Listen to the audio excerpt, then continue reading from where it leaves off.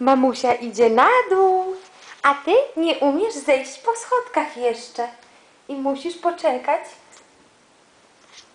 I co teraz? Co teraz? No i co teraz?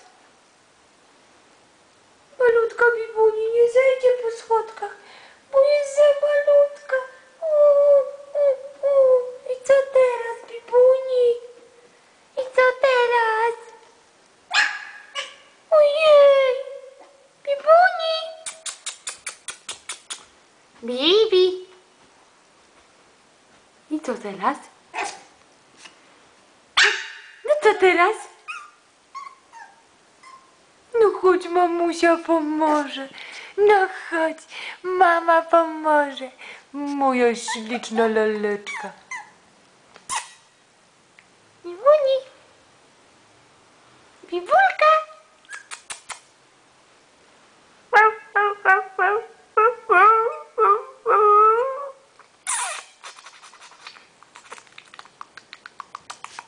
Ach, śliczności! Malutka laleczka moja. I tatusia dziewczynka? Tak?